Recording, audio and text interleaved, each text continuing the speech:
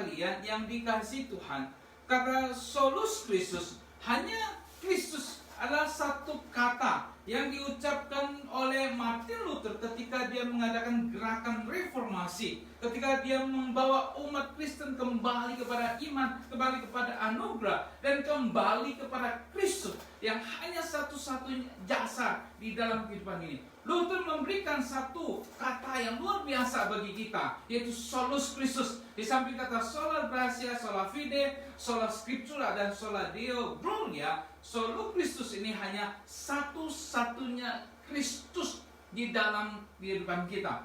Nah, Kristus adalah satu pribadi yang unik, Bapak Ibu. Kenapa saya katakan Kristus adalah satu pribadi yang bisa kita bicarakan, yang bisa kita perdebatkan juga. Siapakah Kristus menurut kita masing-masing? Ada orang melihat Kristus itu hanya sekedar satu pribadi manusia biasa. Saya pernah pergi ke Israel. Saya pernah ke sana mengunjungi Israel, melihat di mana tempat sejarah Alkitab ditulis, dan luar biasa Bapak Ibu Saudara sekalian. Begitu pimpinan Tuhan kepada saya mendapatkan anugerah bisa mengunjungi tanah Israel. Dan tur yang membawa saya ada seorang yang luar biasa. Dia punya pengetahuan mengenai Alkitab, latar belakang, mengenai kondisi yang luar biasa. Dia memahami sampai detailnya, menceritakan mengenai Yesus, di mana Danau Galilea, di mana Yerusalem, dan segalanya. Dan ketika saudara sekalian, di tengah-tengah perjalanannya, saya tahu orang ini tahu luar biasa mengenai 10 keadaan Israel, karena memang dia orang Yahudi. Dan saya bertanya kepada dia, apakah dia percaya Yesus yang adalah Tuhan? Dan dia menjawab saya dengan satu perkataan, saya percaya Yesus adalah satu pribadi yang pernah lahir di Yerusalem. Itu saja Bapak Ibu. Dia wonderful man. Dia orang yang luar biasa. Tapi dia hanya sebatas manusia, katanya. Kata tour guide saya. Bapak dan saudara sekalian, mungkin bagi Anda Yesus adalah seorang nabi. Mungkin bagi Anda Yesus adalah seorang pribadi yang biasa, mungkin seorang guru. Tapi hari ini saya ingin katakan Bapak dan saudara sekalian, Yesus yang saya mau beritakan bukan hanya sekedar manusia, bukan hanya sekedar nabi, tapi dia adalah Tuhan dan juru selamat yang datang ke dalam dunia. Dan inilah yang dibicarakan oleh Paulus kepada jemaat kota Kolose ketika dia menuliskan surat kepada jemaat Kolose. Jemaat Kolose ini memang bukan jemaat yang didirikan oleh Paulus. Paulus tidak mendirikan jemaat Kolose ini. Paulus mendengar jemaat Kolose ini, dan kemudian dia mendengar bahwa jemaat ini mengalami masalah. Ada nabi-nabi palsu, ada guru-guru palsu yang datang lalu mengajarkan ajaran yang tidak benar kepada gereja yang ada sana, kepada orang-orang Kristen yang ada di sana. Yaitu bagaimana ketika menjadi orang percaya, mereka kemudian boleh menyembah roh, boleh meminta bantuan kepada roh-roh orang mati. Bahkan bukan itu saja, bahkan diajarkan mengenai tradisi Yahudi yang begitu detail untuk kemudian supaya mereka diselamatkan. Paulus berkata, no. Paulus mendengar ini, Paulus berkata, tidak. Kemudian dia menuliskan surat kepada jemaat Kolose untuk kemudian membalikkan sesuatu yang tidak benar, yang sudah didengar oleh orang-orang di jemaat Kolose.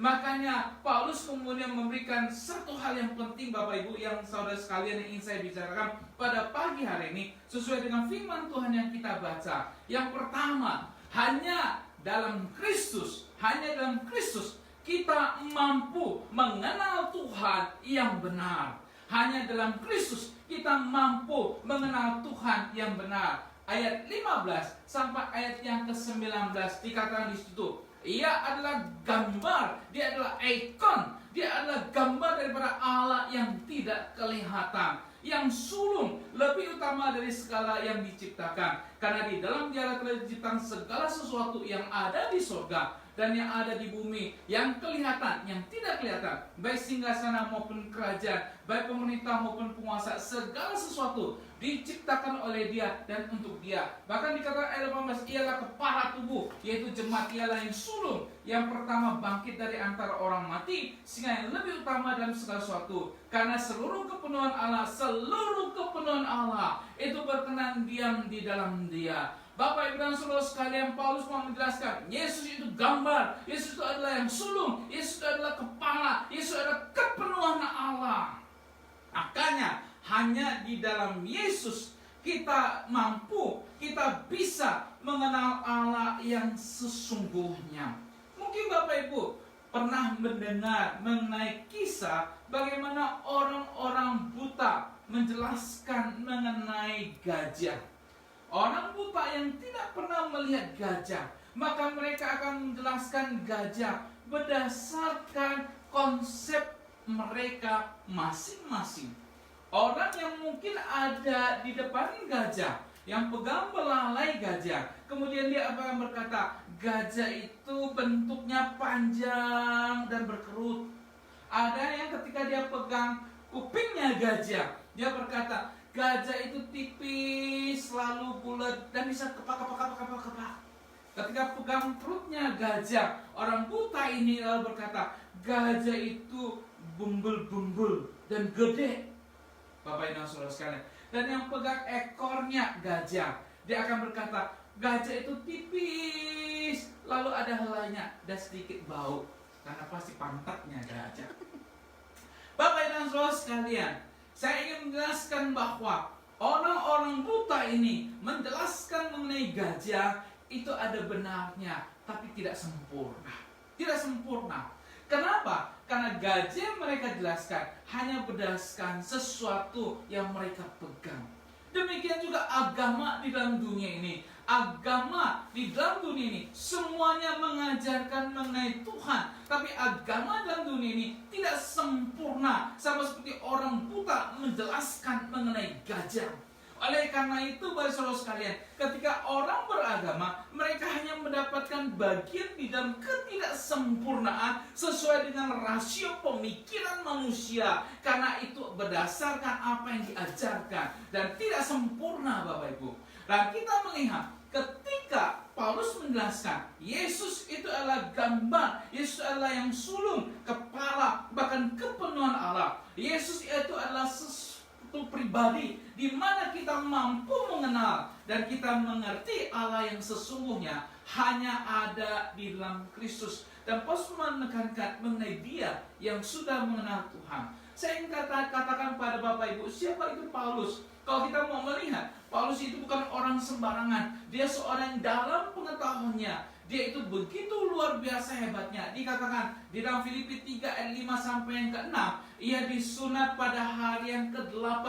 Dia taat, bahkan dari bangsa Israel, dari suku Benyamin. Dia orang Ibrani asli. Dan tentang pendirian terhadap hukum Taurat, dia orang Farisi. Kenapa Bapak dan Saudara sekalian Paulus kemudian berkata saya orang Farisi? Karena tidak semua orang bisa menjadi Farisi. Menjadi orang Farisi harus mempunyai satu pengetahuan yang hebat, belajar yang tinggi. Dan terutama pada waktu itu Saul itu gurunya Gamaliel. Ada seorang guru yang begitu terkenal, yang hebat. Maka Saul berkata, Paulus berkata, saya ini adalah orang Farisi. Dan bukan itu saja, saya mengerti segala seluk-beluk hukum Taurat. Bapak Ibu dan Saudara sekalian perhatikan, Saulus atau Paulus ini adalah seorang yang taat agama, mengerti agama. Dan kemudian di ayat yang ke-6 dikatakan tentang kegiatan aku penganiaya jemaat, tentang kebenaran dalam menaati hukum Taurat, aku tak bercacat. Luar biasa pribadi ini. Paulus yang dulu adalah Saulus ini, dia adalah seorang penganiaya jemaat. Karena dia melihat orang Kristen ada orang yang bodoh, yang percaya seorang pribadi yang namanya Yesus, yang mati di atas kayu salib, yang mati. Maka dia menganiaya orang-orang Kristen. Dan dikatakan dia dalam menaati hukum Taurat, dia tak bercacat sama sekali. Pribadi yang begitu hebat. Tapi satu kali dalam perjalanan menuju ke Damsyik, ketika dia hendak menangkap orang-orang Kristen, Bapak Ibu Saudara sekalian, Tuhan Yesus menampakkan diri kepadanya. Lalu dia bertanya, siapakah engkau Tuhan? Maka Yesus berkata, akulah Yesus yang engkau aniaya. Merubah segala konsep keagamaan Paulus atau Saulus pada waktu itu. buat dia Tuhan yang dia kenal adalah Tuhan yang sempurna. Hukum Taurat yang dia jalani adalah hukum Taurat yang sempurna. Tapi hari ini Bapak Ibu dan Saudara sekalian, ketika perjumpaan dia dengan Tuhan Yesus merubah semuanya, meruntuhkan ego dirinya, teologianya mengenai adat istiadatnya, hukum Tauratnya, sehingga kemudian Paulus menjelaskan di ayat yang ke-7 dan ayat yang ke-8, tetapi apa yang dahulu merupakan keuntungan bagiku, sekarang kuanggap rugi karena Kristus. Bapak dan Saudara sekalian, bahkan Paulus menjelaskan ayat yang ke-8, malah segala sesuatu kuanggap rugi karena pengenalan Kristus Yesus Tuhanku lebih mulia daripada semuanya. Oleh karena dialah aku telah melepaskan semuanya itu dan menganggapnya sebagai sampah. Menganggapnya sebagai sampah supaya aku memperoleh Kristus. Bapak dan Saudara sekalian, perhatikan bahwa ketika Paulus dia mengenal Kristus, itu luar biasa. Dia mengatakan segala sesuatu saya anggap sampah. Maafkan kalau terjemahan kata aslinya, saya anggap kotoran, tidak berguna, tidak berarti lagi, karena saya boleh mengenal Kristus yang lebih mulia daripada semuanya itu. Tidak mudah Bapak Ibu. Paulus dalam kehidupannya akhirnya kemudian dia dipenjarakan. Ada sebuah buku ditulis oleh James Kennedy. James Kennedy pernah menuliskan sebuah buku dengan judulnya What If Jesus Had Never Been Born. James Kennedy mau menjelaskan dalam buku ini, bagaimana seandainya Yesus tidak pernah lahir ke dalam dunia ini. Banyak hal yang bisa terjadi kalau Yesus tidak pernah lahir ke dalam dunia ini. Yesus ketika tidak pernah lahir ke dalam dunia ini, maka tidak ada keselamatan di dalam diri manusia. Manusia hanya berusaha menyelamatkan dirinya. Tapi karena Yesus lahir ke dalam dunia ini, maka manusia mempunyai namanya keselamatan. Jika Yesus tidak pernah lahir ke dalam dunia ini, maka tidak ada damai sejahtera. Karena hanya Yesuslah yang memberikan damai sejahtera bagi setiap manusia. James Kennedy mengatakan dalam buku ini, Jesus Christ, the greatest man who ever lived, has touched vital every aspect of human life, and most people don't know it. Yesus ya adalah manusia luar biasa di dalam kehidupan ini, merubah setiap aspek kehidupan manusia, dan seringkali orang tidak tahu. Oleh karena itu, Bapak Saudara sekalian, Yesus itu adalah satu pribadi di mana kita bisa mengenal Allah dengan sempurna. Yang kedua, Bapak Ibu, di dalam ayat 20 hingga ayat 22, Paulus mau menjelaskan kepada kita, hanya dalam Kristus kita akan mengalami penebusan dosa. Hanya dalam Kristus kita akan mengalami penebusan dosa. Yang pertama, bukan hanya melalui Kristus kita mengenal Allah yang sempurna, tapi yang kedua, di dalam Kristus kita akan mengalami namanya penebusan dosa. Ayat 20 hingga 21 dikatakan di situ, dan oleh Dia yang memperdamaikan segala sesuatu dengan dirinya, baik yang ada di bumi maupun yang ada di sorga. Sesudah Ia mengadakan pendamaian oleh darah salib Kristus, Ia juga yang dahulu hidup jauh dan juga kamu hidup jauh dari Allah, dan yang memusuhinya dalam hati dan pikiran seperti yang nyata dari perbuatanmu yang jahat. Lihat Bapak Ibu Saudara sekalian, melalui Kristus, hanya melalui Kristus kita diperdamaikan dengan Allah. Kita adalah manusia yang berdosa. Saya bersyukur karena ketika saya coba cari di online, saya mendapat gambar yang baik, gitu ya. Gambar ini menjelaskan bagaimana manusia adalah manusia yang berdosa, yang manusia harusnya binasa. Dikatakan semua manusia adalah berdosa dalam Roma 3 ayat 23, dan upah dosa adalah Roma 6 ayat 23, dan hukuman itu sudah pasti Ibrani 9 ayat 27. Baik saudara sekalian, ketika manusia berdosa, kita dipisahkan daripada Allah, dan di sini ada neraka dan hidup yang kekal ada di sana. Manusia berusaha mencoba sampai kepada Allah dengan usahanya yang sia-sia. Mungkin dengan perbuatan baik, dengan kesalahan, dengan pendidikan, dengan amal. Manusia berpikir bahwa hanya dengan cara itu manusia bisa berjumpa dengan Tuhan. Dengan usahanya, dengan perbuatan yang baik, dengan kesalahannya, dengan pendidikannya, dengan sesuatu yang dia lakukan. Tidak, saudara sekalian. Manusia tidak bisa menyelamatkan dirinya sendiri. Dan kita bersyukur karena hanya melalui Kristus Yesus, maka kita ini yang berdosa ini bisa diperdamaikan kembali oleh Allah. Kita bisa datang kepada Allah. Kita mampu berjumpa dengan Allah. Kita mampu diselamatkan. Kita mampu mendapatkan keselamatan hanya melalui Kristus, bukan oleh usaha diri kita sendiri. Bapak dan saudara sekalian dikasih Tuhan, saya latar belakang, saya besar dan keluarga Konghucu, dididik dan keluarga Konghucu. Kami melakukan tradisi Konghucu. Bapak saudara sekalian, kami tidak mengenal Tuhan. Dan ketika saya masih SD, saya pergi dan disekolahkan di sekolah Immanuel. Dan ketika pindah ke Jakarta, saya hidup berjauh daripada Tuhan. Saya tidak mengenal Tuhan. Ini foto waktu saya SMA Negeri 18. Ini teman-teman saya. Bapak saudara sekalian dikasih Tuhan, saya ingin cerita buat dan keluarga saya, mereka mulai mengenal Tuhan, singkat cerita. Tapi saya tidak mengenal Tuhan. Saya punya teman-teman yang banyak. Mereka adalah orang-orang yang selalu bersama-sama dengan saya. Dan saya sangat dekat dengan teman-teman saya ini. Dan luar biasa, mereka adalah orang-orang yang juga mendukung dalam kehidupan saya.